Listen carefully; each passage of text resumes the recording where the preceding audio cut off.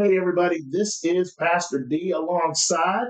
Ashley. That's right. We are doing episode 15 of the Practical Path podcast. Now, we are not at the church tonight. We are at home. Just decided to take a little break from the holy environment for our own holy environment that God has blessed us with.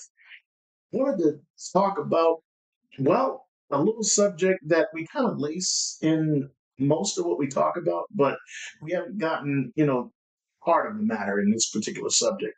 First off, I want to thank God for all that He's done for me, my family, people that I love, for our church, or our church elders, our pastor, allowing us this platform to meet people that God wants us to meet. Do you have anything you want to thank God for before we get into it? For your meeting conversation you had with your mother. Oh, jeez. Okay, my mother and I hadn't talked for a minute, so we talked recently, and They let God into their conversation. Is what it appears as an outsider looking. Yeah, but okay, fine, yeah. So she's right. Okay. It was a great conversation, had a good time, and free now. Okay. So let me get into that all that craziness. They don't want to hear about me. You were.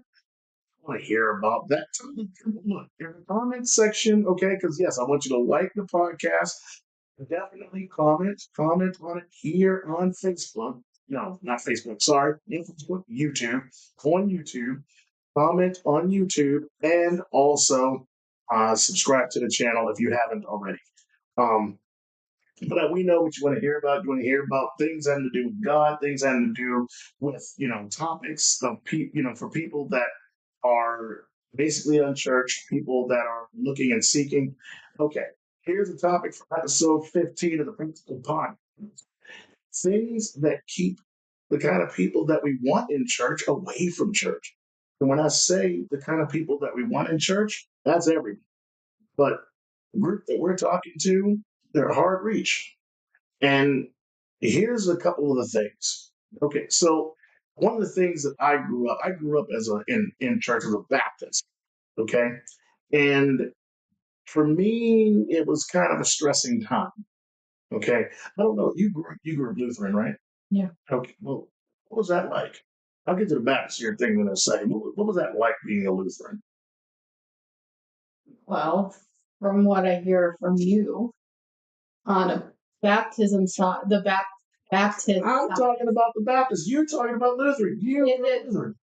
much more calm. Mm-hmm. There's very much a structure to the service. At least this was 30 years ago. Good Lord. Man, you're that old.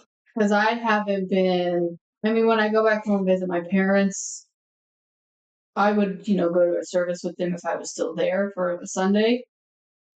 And it appeared to not change a whole lot, but there's definitely structure. There is up and down, not as much as in a Catholic service, but there's the up and down, the kneeling. Most of the songs that are sung are not necessarily, this might have changed. But the last time I was there, like hymns, the old hymnals. Okay, old hymnals. Okay. Yes. And you had the hymnal book that you could open up to. But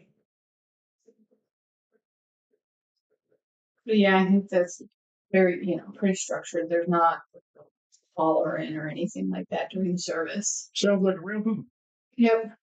Okay, well, what about that would keep someone in our audience away from church? What would keep them out of that kind of church? In your It could be the types of songs because they're not necessarily always upbeat.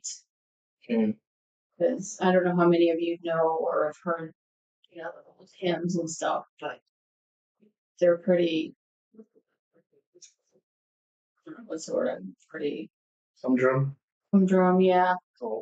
Troll. Yeah. They had, if you get past the law, end of it sometimes and focus on the words. There's quite a bit in there, but a lot of people can't get past. There's no drums.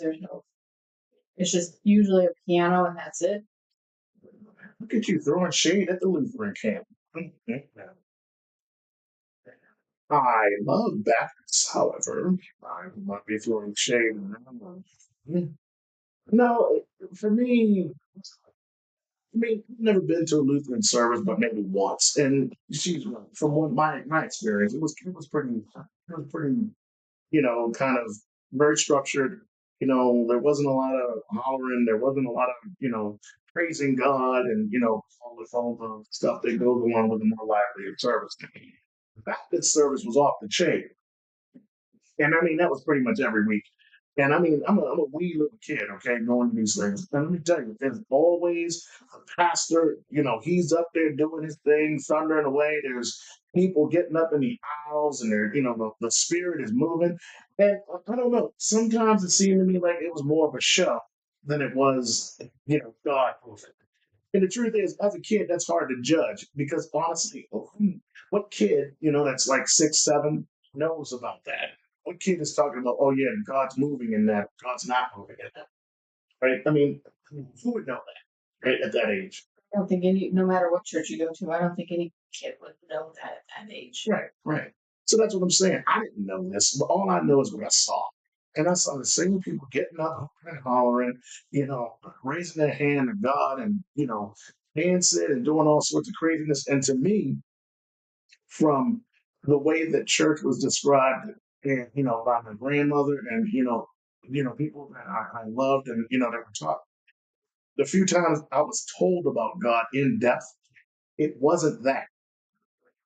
It seemed more like a circus to me, right? Now I've said that before on the podcast, but I mean, people were falling out, man. I will say I've never been to a Baptist service, but the closest I got to was your uncle's funeral, uh, and it was quite a culture shock to me because people were, jumping up and praising God, and then all of a sudden they pass out, and it's like, what is happening? yeah. So it's just one of those things. I never expected that. That I never expected to see Jesus in that. And again, as a kid, it's a little hard to judge. But even hindsight being 2020, just as an adult, when I went to a Baptist church once, I was down in Virginia. It was the exact same thing, and I'm like, I can't take this seriously. I couldn't. So I look at it outside of looking in, and I'm uniquely gifted to be able to do that, I guess. Um, I try to see it from a perspective. I try to see ministry, especially this one, from the outsider looking in. That guy that's kind of catches this on YouTube for a split second and says, "Okay, I'm gonna check that out for a minute or two." And if I'm sitting up here saying, "Christ compels you," and reading off Bible tracts, and they have their place. They have their place, and they're needed for some folks. But for the folks that we're trying to reach, I don't. I can see the service that's so dramatic, that's so humdrum, that devoid of any kind of oomph, pushing people away. These are younger folks. They may not be able to relate to that, or they may honestly and truthfully fall asleep and get bored. But then you got the total opposite end of that spectrum. They walk into a church and it goes from this, hey, how you doing? Welcome to the church, by some folks. And then suddenly, getting up dancing, and you got a choir, and it's, going and singing, and you got a pastor that gets up there, he's talking about the Holy Spirit, he's doing his thing, he's saying, amen, and, Jesus is doing his thing, he's getting up there. That kind of service might push him away too. That might push that kind of person away. So, I look at these things and I mean, I'm trying to figure out how how do you put together a ministry, based off of, what God would have you say. and it not either be a total snooze fest or a three-ring circus. P.T. Barnum, I don't know whether he was a God-fearing man or not, but I don't want, to bring giraffes and elephants. Element. Yeah, elements too. Yeah, there are elements to a service. I don't want them to bring elephants and tigers and lions and bears. Oh my, and stuff through a church. I just don't see it as being viable. Um, I think you start kind of the way Jesus did, with all the disciples, with all the people that he called to him, and the people that he saved on the spot. You meet the brother, right? What do you think? That's what I've really come to discover these last 5 years is we're not going to call or get people, I don't want to say get, but we're not going to draw people into Christ's life without meeting them where they're at. So if they're at that three-ring circus and like that, then great. And if you're at that other end where it's structured, you know exactly where you're at the service, what comes next, great. But if you're not in that and you are, I pretty much stay home behind my computer, and that's where I think these online churches are starting to become popular and reaching some people like us. And we're meeting those people that don't like to go out and stay home.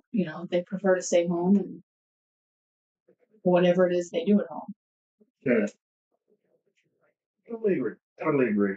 And we're not in no online church per se. I mean, we have a church service that we attend every Sunday, and it's broadcast online, and we do this generally on Tuesdays. Um, One thing I can safely say is that if this ever became an online church, which I am perfectly open to the Lord making it that, I would love to see people that you know, they come from these diverse backgrounds and they come from, this denomination, that denomination, or they've been so unchurched for so long, they don't even know what a denomination is anymore. They can't even spell the word, but they're at least open to having the conversation. And I think that's one of the things that keeps people away from church the most. They get turned off by this type of service or that type of service or what have you. And their mind and their hearts get so closed to where they're not going to even talk. I mean, well, that's kind of our experience with the church we were at, that we're at now. It's Pentecostal. And I didn't know what Pentecostal service looked like before we stepped into this church. But first time we went in there, well, I don't know if it's the first time, but very shortly after we started going, now our church, the worship does have, it's very, I wouldn't say it's very upbeat, but it could be upbeat. They got the drums, the guitars, the keyboard, for the most part, the worship is pretty lively. Justin's sermons are relevant. He makes them relevant, and he is very good at showing you how to connect it into your everyday life, and also pointing out, not making himself bigger than everybody else, that he's just as flawed as the rest of us.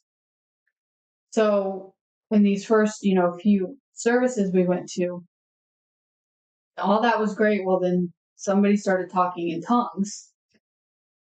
And me, I have no experience with that. I'm like, oh my gosh, I'm back at the Baptist funeral again. And Dion, I think, went straight back to his Baptist church days too. But I think what turned it around for us and made it okay and felt comfortable continuing to go to this church was Justin took the time to explain it.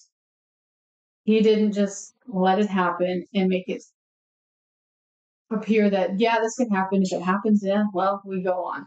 He explained why it was happening and made everybody, I think, feel more at ease if we were unfamiliar with it. Some people had seen it before, so it wasn't Yeah. foreign to them, but the ones that were there, it was. Most interpretations. Right. Speaking in tongues is a spiritual gift, and then interpretation is another one, right? So that's what happened, and Justin handled it well. I mean, at the time, I had a lot less, Bible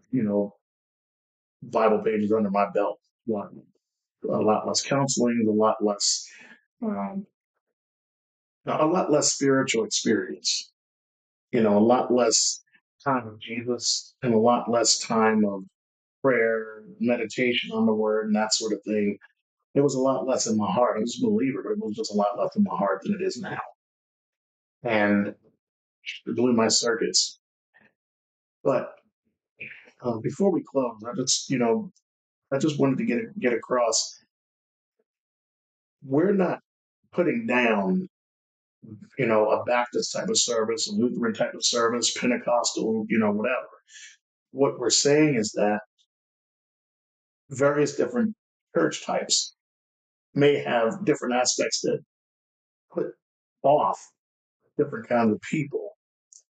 And when it comes to this particular kind, we, whether this is a church, online church, or just talking to the airwaves, it's not going to be the kind that's Pentecostal oriented, Baptist oriented, Lutheran oriented, Seventh Day Adventist, Jehovah's Witnesses, Mormon. Denomination has no way here. And it's almost like sometimes calling a church non-denominational is its own denomination nowadays. This is a Christian church. This is a Christian podcast. And as Christians, we care about people and we care about this world, and we just want others to meet Jesus a certain kind of way. And that way is with an open heart and open mind, and people that want to walk through life with you. Would you agree with that? Yeah. Okay. So I want to thank everybody for tuning in. Again, like the podcast, comment on it here. And again, we appreciate you, you saying that you like the podcast, but in the comments, we really would like the topic, the subject matter, your opinions, questions, things like that, substance that we can really respond to. A couple that I'm going to respond to tonight. I'm going to let us know if you have any topic suggestions, something you would like us to talk about. Yeah, we're perfectly open to that. We'll pray about it, get it, and then we'll get on. So, again, I'm Pastor D. This is Ashley. And we're out. You have a wonderful rest of your week, everyone.